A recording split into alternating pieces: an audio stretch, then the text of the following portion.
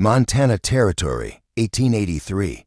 Late spring pressed heavy in the air, thick with the sour stench of sweat, wet hay, and horse hide. The trading post buzzed with restlessness. Iron shoes clanged against the hard-packed earth as jittery animals shifted. Behind worn fencing, inside the stables, the air hung with dust so fine it looked like smoke suspended in the sunbeams. Wind whispered between warped boards, making the place groan like it held ghosts trying to get out. Mavis Greer stood near the grain sacks, her large hands folded over a flour-stained apron. Her skin flushed from the heat and from hours of labor. But no one noticed. Her body solid, capable, strong filled the shadows. But her presence had been whittled down to an irritation. Her husband, Clinton Greer, staggered nearby, reeking of whiskey and bitterness, pacing with the agitated tension of a man trying to justify a decision long since made. "You're more burden than wife," he slurred, his bloodshot eyes hard and hollow. "Ain't a man alive wants a woman that big. You eat like a horse and move like one, too." Mavis met his gaze, steady but quiet. "I work, I clean.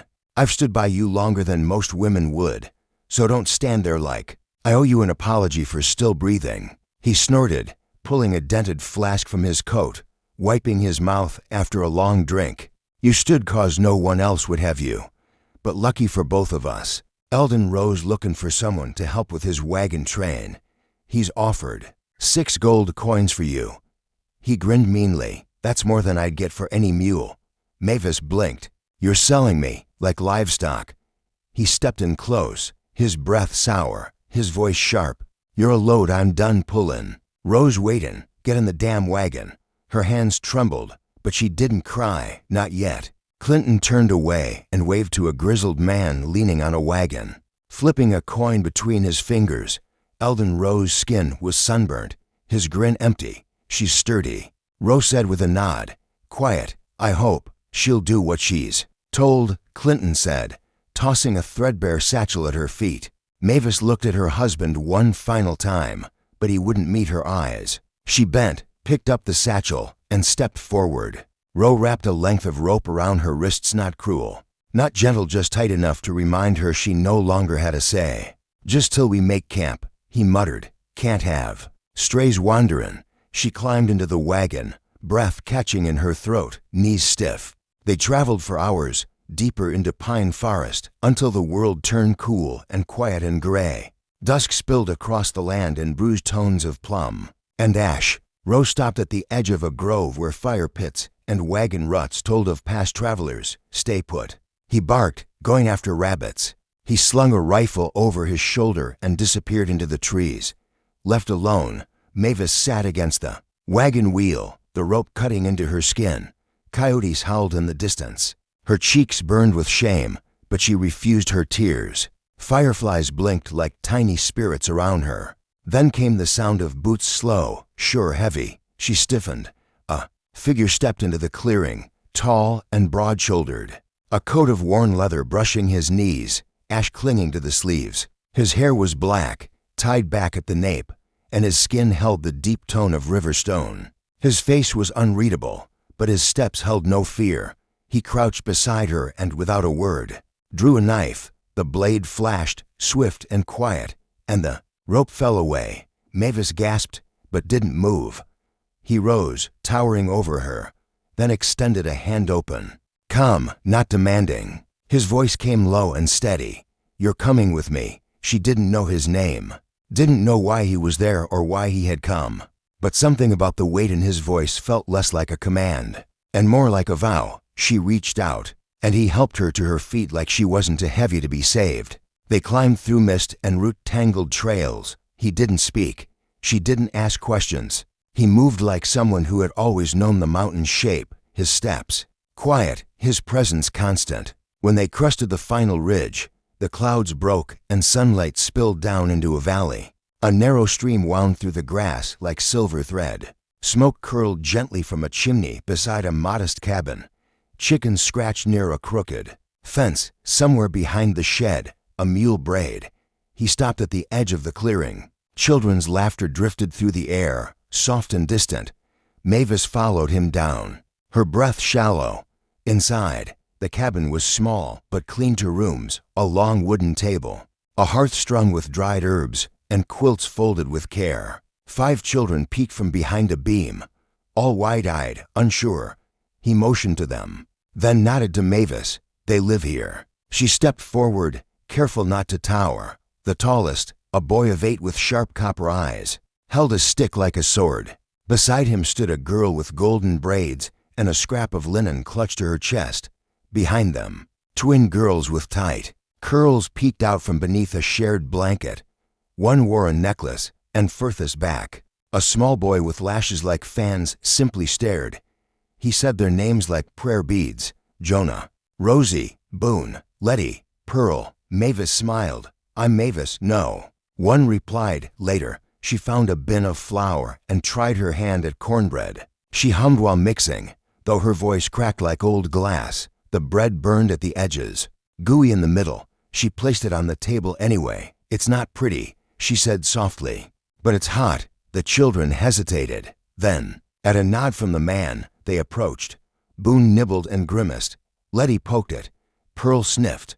Jonah chewed without complaint. Mavis lowered her gaze, heart-aching. Rosie whispered something. Mavis leaned closer. What was that? Honey, Rosie flushed. Seek visu. He translated, eyes thoughtful. She says you smell like home. Mavis blinked hard. That night, after the children climbed into the loft, he pulled a small notebook from the drawer and slid it to her. Inside, 5 pages, 5 names, 5 found dates.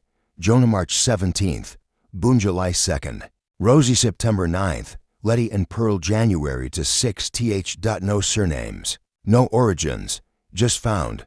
They don't remember much, he said, but they're not looking for perfect, just someone who stays long enough to become real. She clutched the notebook to her chest. I've never stayed anywhere long enough to leave a footprint. He stood, steady. Then maybe it's time to stop running. The days that followed built slowly, one after the next, like stones in a quiet wall. Mavis rose before dawn, stoked the fire, sewed patches, turned rosies, dressed into skirts for the twins. Her fingers ached, but the ache held meaning. She braided Rosie's hair near the window and told her stories of rivers that remembered names, of clouds shaped like ships. She taught Jonah numbers with smooth stones. At night, when the wind moaned and coyotes cried, the children crawled into her arms. She wrapped them up, soft and wide enough to hold them all, and sang them to sleep with lullabies from a childhood too far away to remember without pain. Bo never said much, but he worked beside her, silent and sure. He repaired the roof, chopped wood, mended fences. He asked for nothing and never needed thanks. Then Jonah got sick. It started with a cough. By nightfall, he burned with fever. Mavis sat beside him, singing gently, wiping sweat from his brow with cool cloths. Sleep, little river, she whispered. Flow through the trees. Find the place where the fire does not freeze. Bo stood by the door, watching, letting her stay. All night she rocked Jonah in her arms. I've got you, baby, she murmured. I've got you. By morning, his fever broke.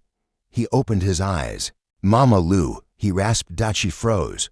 Her hand trembled on his cheek. He smiled, faint and sleepy, then drifted off again. Bo stood in the doorway, head in hand, eyes meeting hers across the golden hush of dawn. No words passed, but everything shifted later. She made soup thick with corn and thyme. They all ate. No one waited. No one complained. Bo took one bite, paused, and said quietly, tastes like memory. That night, her hands didn't shake, and her heart, long hollow, felt full. As the snow melted and spring returned, the name took root. Mama Lou. It began with Rosie, who called it out like a song. Boone followed, chanting it while chasing a toy horse. Jonah spoke it at night, soft as prayer. The twins murmured it in their sleep. A name she'd left behind. Louise now bloomed again in 5 small voices. One morning, sunlight slanting across the kitchen floor, Mavis took chalk from Jonah's box and walked to the smooth pine wall beside the stove. With slow, careful strokes, she wrote. Jonah, Boone, Rosie, Letty, Pearl. The children rushed in from outside, muddy and breathless. They stopped, seeing the names. Rosie stepped forward. What is it? Mavis smiled. It's our family wall. If your name's there, it means you belong.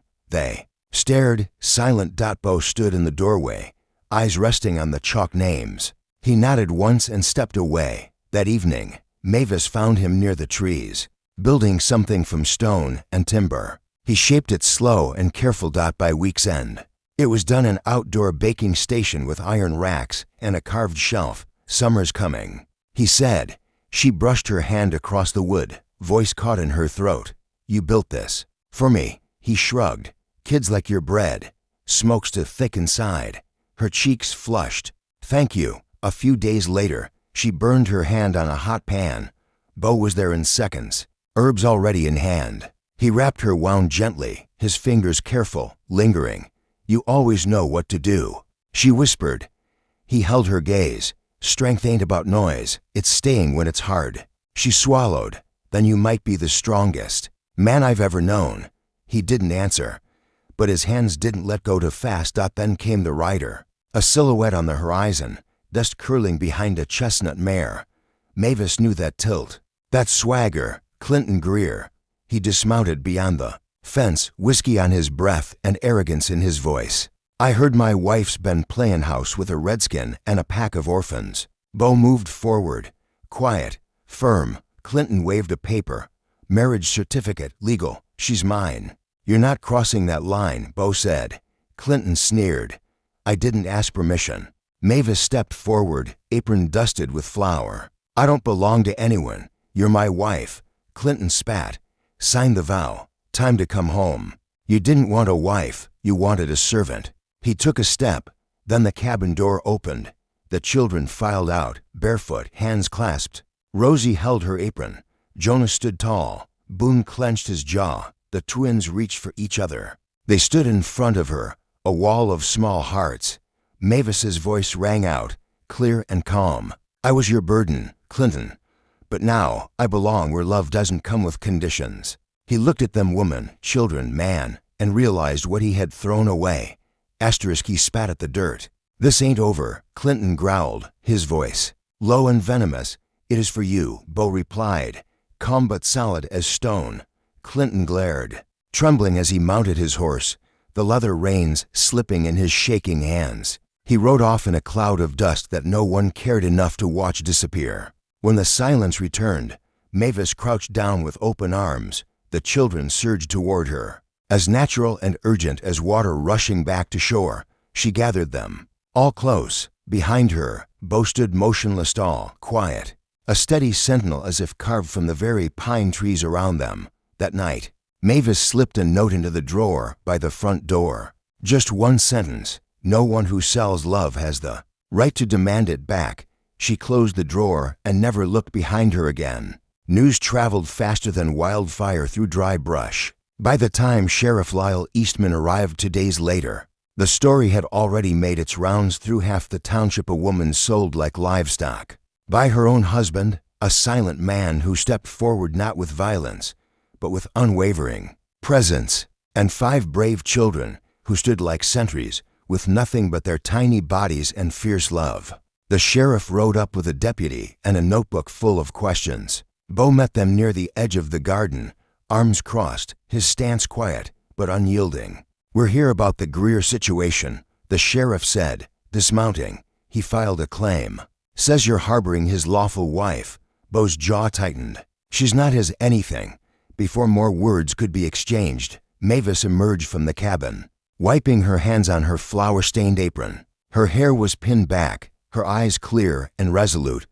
I'll speak for myself, she said. Eastman removed his hat.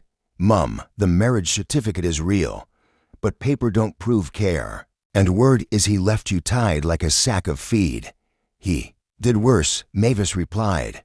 And then, they're in the clearing framed by tall pines and the scent of wild earth. Mavis told her story not in anger, not through tears, but with the quiet gravity of a woman who had borne silence too long and now refused to carry its weight. She told them how Clinton had gambled their money away, called her worthless, traded her like coin.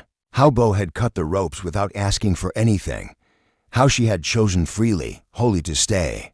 The deputy scribbled furiously, and just as the last word fell, a figure stepped from the woods.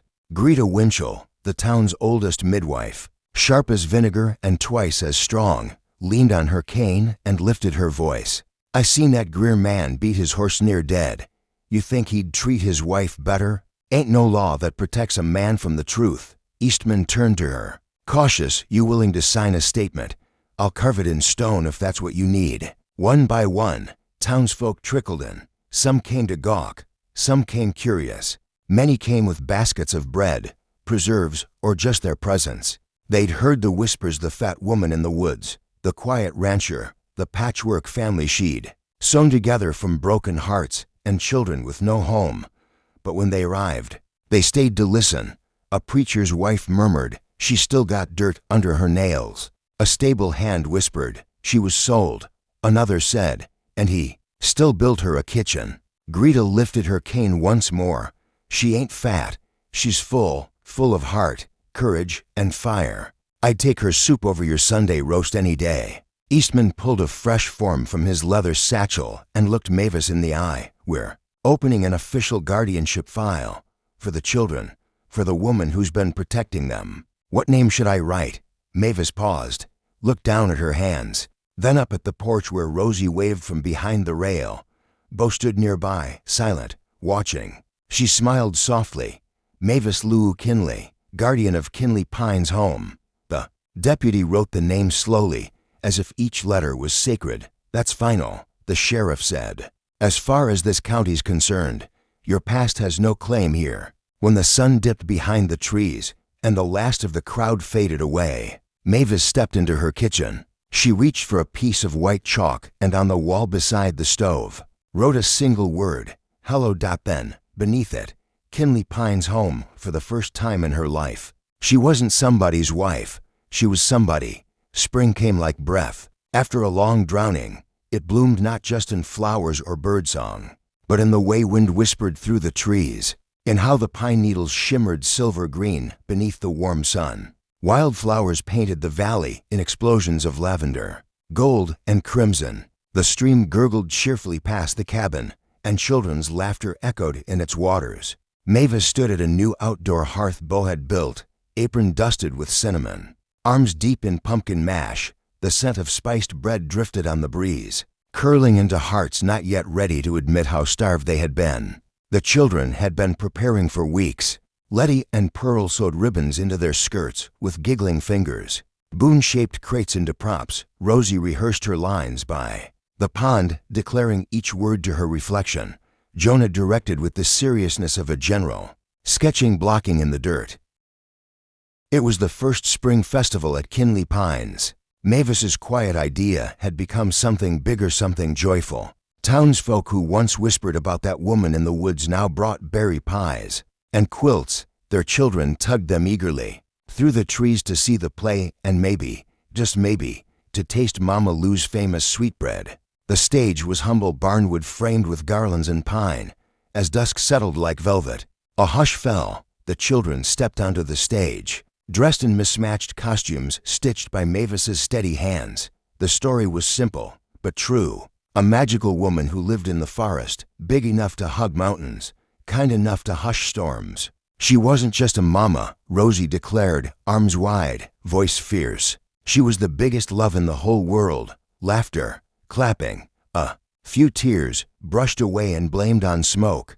After the play, Rosie handed Mavis a drawing Mama Lou towering with stars in her skirt and mountains in her arms. Mavis blinked, overwhelmed. Then Boone came forward, cheeks pink, holding a bundle. "It was my mama's," he said. "She used to dry our tears. Now it's yours." She clutched the cloth to her chest like sacred scripture. As night fell and the last embers flickered, Bee stood by the fire, hand on the kettle. Mavis joined him, quiet, still holding the cloth. "If you stay," he said, voice rough with feeling, "let it be 'cause you choose to, not 'cause you got nowhere else." She looked at him, really looked. "I've never had a place to stay," she whispered. "Not where I was seen, not where I was wanted." Bo didn't speak. He only stood, solid as earth. She smiled. "Until now." In the hush that followed, full not of emptiness, but of everything they had survived, the wind carried a new kind of warmth like home.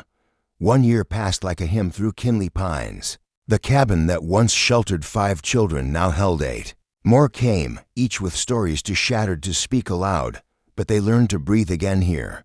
Not just safety, not just shelter. They found Mavis Lou Kinley anchor, flame. Mother of all who needed one. Her garden doubled. Rows of tomatoes, greens, onions reached for the sun. The old horseshed became a classroom, the heart kitchen where Mavis taught baking, chopping, the healing language of food. Every Wednesday, folks came from every corner, grieving fathers, wandering teens, shy wives. They came for something no recipe could offer: belonging. The children helped. Boone organized spices alphabetically. Pearl braided biscuit dough. Jonah stirred sauces like potions. Letty read aloud from cookbooks. And Rosie, always Rosie, stayed close. One morning, Rosie hugged Mavis from behind. "We're a real family now, right, Mama Lou?" Mavis turned, dirt on her cheek, heart overflowing. "Yes, baby, we're as real as rain." That evening, as she kneaded dough in her kitchen, Bee walked in. He held something wrapped in buckskin. No words, just his eyes, blue like a morning sky. Inside the bundle was a necklace. Simple leather cord. A pendant carved from river-warm stone. 6 birds in flight, 5 small. 1 larger. Bo nodded toward it. Each one of them, and you in the middle. Then, gently, he took her hands. "Love don't need words," he said. "But I gotta say it. You're my home." Mavis wept softly. "I was sold," she whispered, "for being too much." Bo dried her tears with Boone's cloth. "You made me feel like just enough. Ain't nobody got room for the love you carry," he said. "Except me." Outside, the wind changed direction. That night, under stars and lantern glow, Bo hammered a new sign above the gate. "Here lives love, not thin, not perfect, just strong enough to stay." And beneath that sign, laughter soared, bread rose, and the woman who once was sold for being too much became the one no soul could ever replace. Mavis Lou Kinley, the mother, the fire, the home. Not every woman rides into the sunset. Some stand at the door of a cabin, hands dusted in flour, children on each arm, and a heart so wide it could warm an entire valley.